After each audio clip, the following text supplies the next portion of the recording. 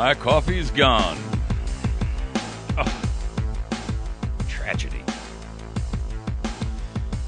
You're listening to America's Voice Now. Thanks for sticking with us. We appreciate you. You can catch our show every day live on our website, where you can find all kinds of information about us. You can catch our videos. You can catch our streaming show that's done 8 to 10 a.m. Our show is recorded live in video. I know, I got a face made for radio. Don't even go there with me. But it's important that you're a participant because spreading the word is one of the things that we can do to make a difference. And I had a guy the other day who sent me an email. He said, would you do me a favor and podcast your stuff in audio? Because I want to send it to a family friend, but I don't want them to necessarily know what that I'm thinking about things like preparation and being a survivalist, if you will, and that I'm concerned about. I don't want them to know where it came from, and that's okay with me. You know why? Because I don't care what it takes for you to get through. I don't care what it takes for you to get the word out. I don't care whether you have to feel like you've got to hide behind the hatred and the negativity that's out there towards those people who are thinking patriotically. I only care about the result. And I'm not Machiavellian in the sense of the ends justify the means. That's our government's purview. Just calling it the way it is. But I am willing to say, I don't care how somebody gets the message, as long as they get it. That is all I care about. Nothing else. All right. We're going to cover this issue of the, and this is on WorldNet Daily, by the way. I'll put links on our Facebook and website and all that, and I'll put a link if you're catching this on YouTube, in the description section, be a link to this story. Excuse me. WorldNet Daily.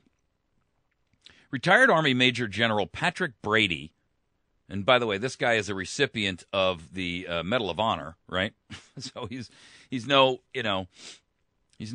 Sunday soldier.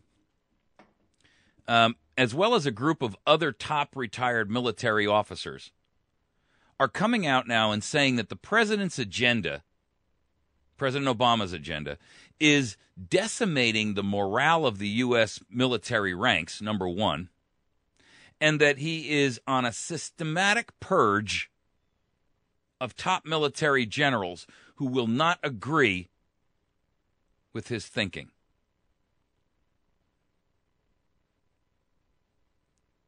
Here's what he had to say. Retired Army Major General Patrick Brady.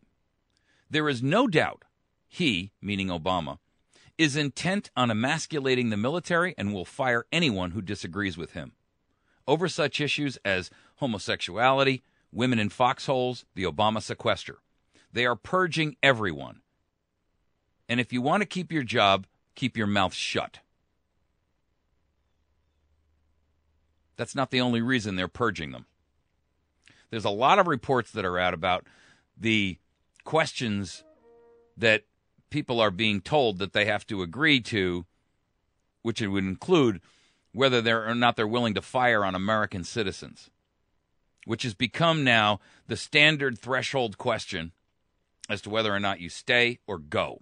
Used to be that they'd only issue that question, by the way, to the most senior executive, military, and special forces, and the special forces community, whether that was the SEALs or Green Berets or what have you.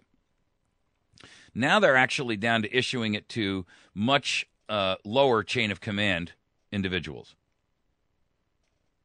Military service members are demoralized, and the rank's overall readiness is being reduced because of these key leaders being kicked. Colonels those lined up and ranked to replace outgoing generals are quietly taking their careers in other directions. Retired Army Lieutenant General William G. Jerry Boykin, who was with Delta Force and a later Deputy Undersecretary of Defense for Intelligence under Bush, he says he's worried that four-star generals are being retired at the rate that has occurred under Obama.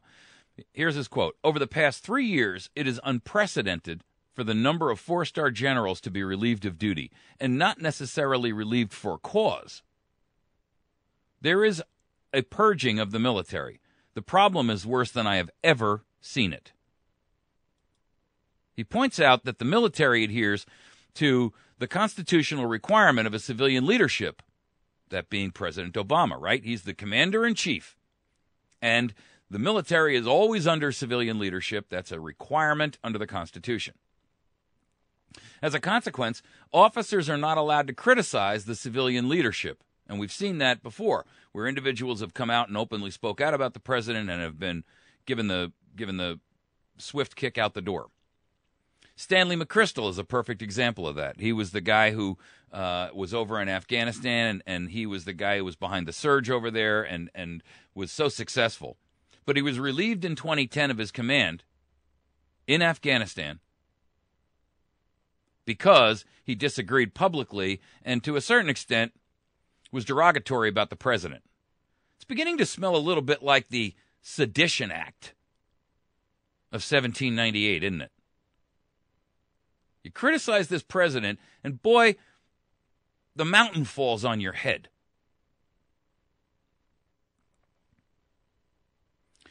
Boykin is saying that the fundamental civilian leadership over the military is forcing these generals into retirement. Some of them actually had grounds for dismissal. There was, what's his name with the sexual adultery affair, but he wasn't in the military any longer. He was then head of the CIA. And by the way, what was the real deal going on with that? Here's what Boykin says. "People I've spoken to would like to see the military, quote, fulfill their constitutional duty and take out the president." That's what he said. Holy smoke. Tell me the feeling in the country has not reached new heights when you've got a general of this caliber, of this height, who is willing to make that statement. Remember now, he's retired, of course, but remember, he was a lieutenant general with Delta Force, and he was also a deputy under Secretary of Defense under Bush.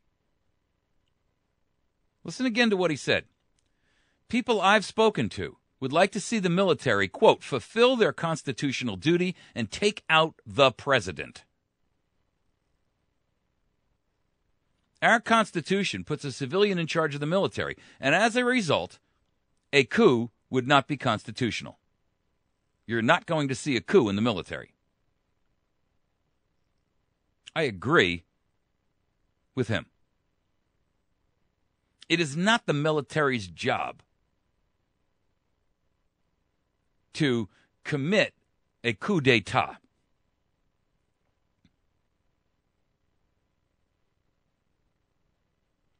Because those who would see that done are betraying the very same Constitution they profess to want to follow.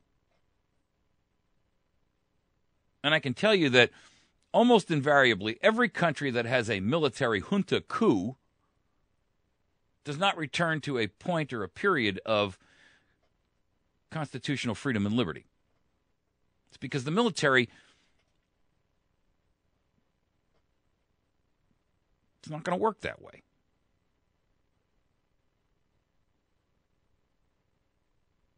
I'll tell you who is responsible to make a coup here in the United States of America. I'll tell you who has the duty and the obligation, and I'll tell you who ought to do it. the American people. And I don't mean a coup as in take them out and hang them from a yardarm. I mean a coup as in remove the people in Congress, remove the people in Washington, decimate, destroy, and eliminate federal agencies that have no constitutional authority to exist, and put this country back where the Constitution is the document that is controlling, not avoided, not shredded, stripped, spat upon, stepped upon, and torn and tattered. It's up to us, not the military.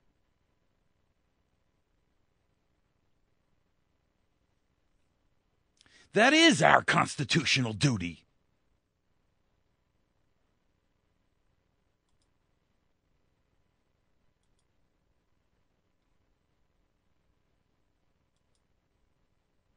That is our constitutional duty.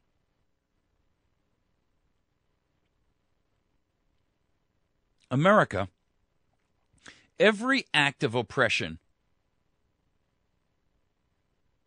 will sour our temper, lessen greatly, if not annihilate, the profit of your commerce, and hasten a final revolt. For the seeds of liberty are universally found here, and nothing can eradicate them. Ben Franklin. I changed it a little bit to make it today. But here's what he said.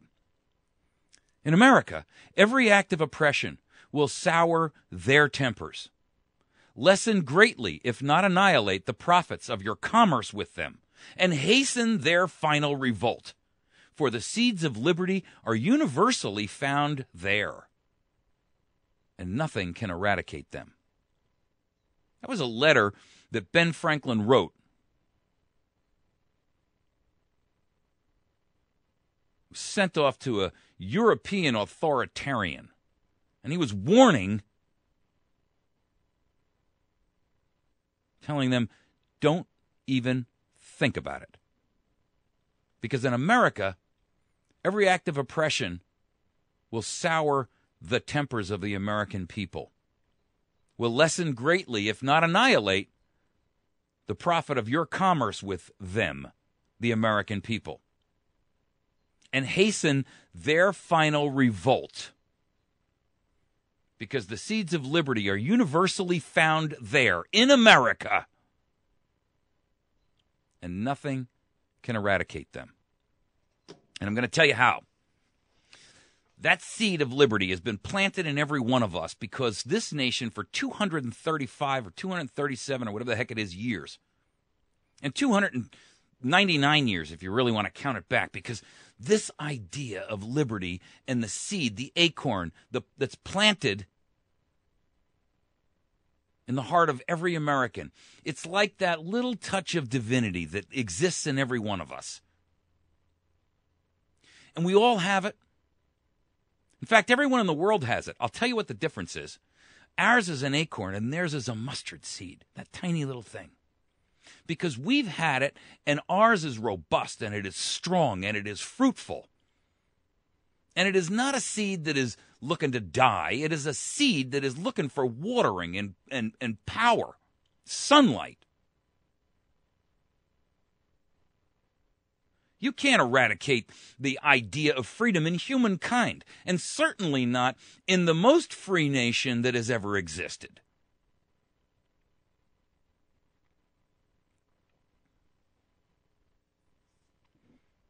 The truth is, most of us don't want to give that seed the sunlight and the water that it needs to grow to maturity. We're afraid.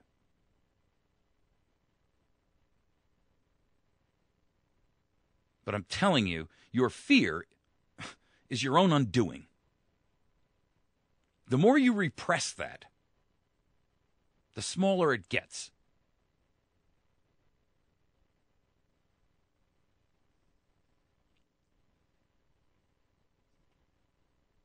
And it is our obligation, universally, severally, collectively, individually, to stop this path that we're on. It is our obligation to sit there and stop the forward motion, the momentum.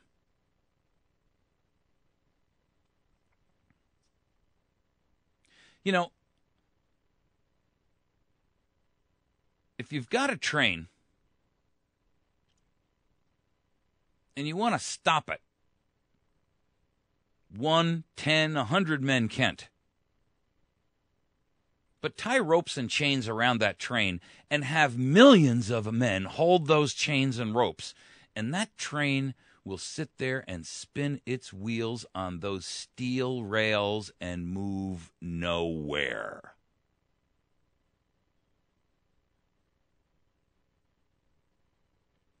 And its forward momentum will cease.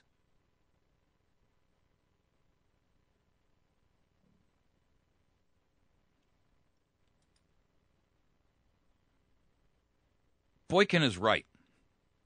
It's not the military's job to remove this president from office. It's your job. It's my job. It's every one of us.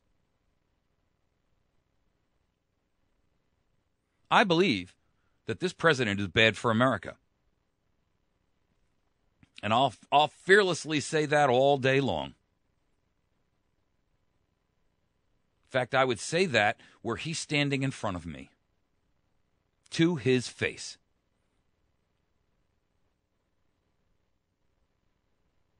You should be willing to do the same.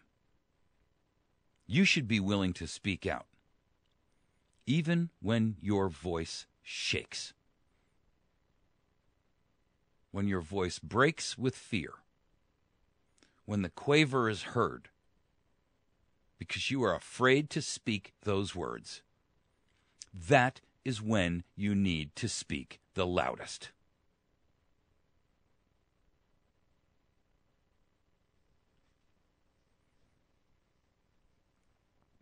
The question is, will you arise and be counted before it is too late?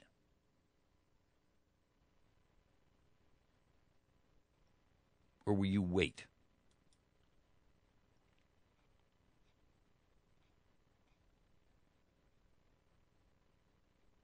We can't wait much longer, folks. It's not optional. At some point in time, and it's not too far down the path here, this will get so out of control that we will not be able to control this in a peaceful format.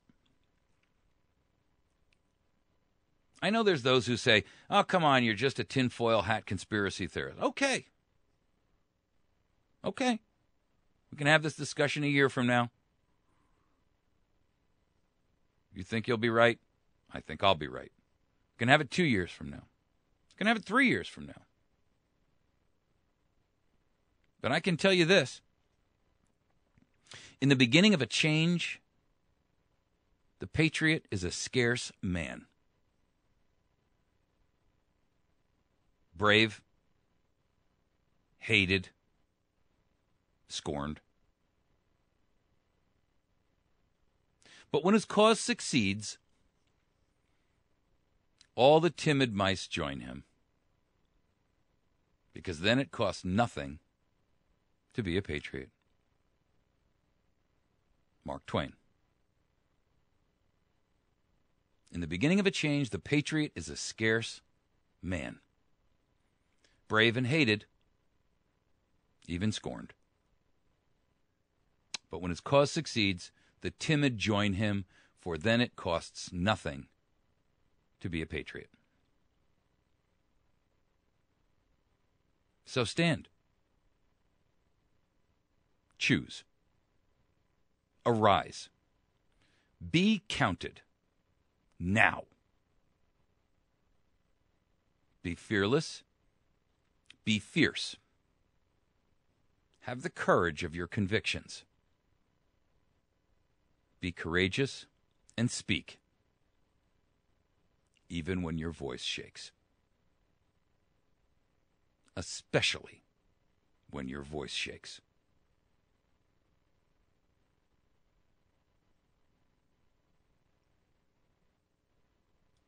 Those who think it can't happen here are deluding themselves.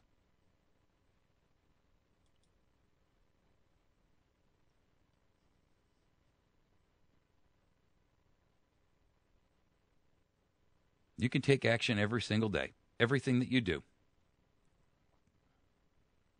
You can work in every little facet of everything that you do. You boycott, you stop buying, you spread the word, you educate, you teach, you wake up those around you. You thank a veteran.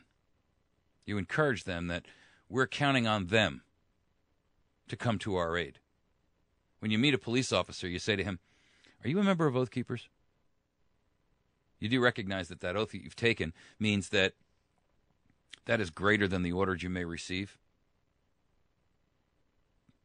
Just saying. Just wanted to remind you. Thanks for your service. When you meet your politician, you say, "Remember that oath that you took? I want to know how you interpret it."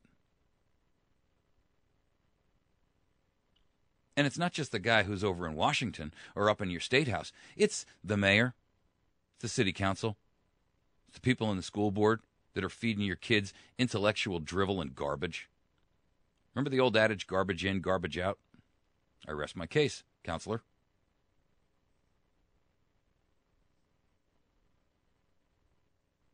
How do you take a stand? Well, run for the school board. Run for the city council. Run to be the mayor. Run to be the dog catcher. I don't care. Got an email from a lady the other day. She said they close off this road where traffic is blocked because there's a problem with water on a bridge.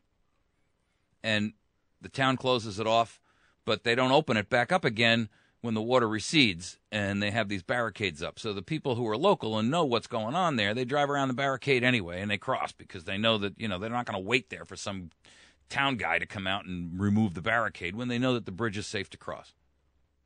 Crossed around the barricade the other day, met up with a town guy who had kittens that she had the hubris, the unmitigated gall to defy. But the bridge was dry, and there was no reason not to. Wasn't that he was upset about the fact that the bridge was dry. He was just upset about the fact that she had the nerve to challenge him in his lofty position. Well, get rid of those people. They're in your town, they're in your city, they're in your community. Get rid of them and take their place.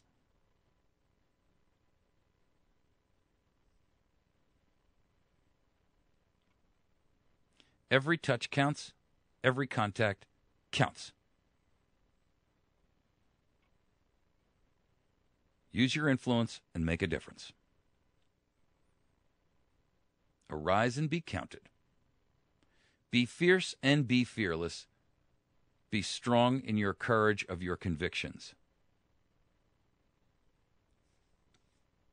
Speak out.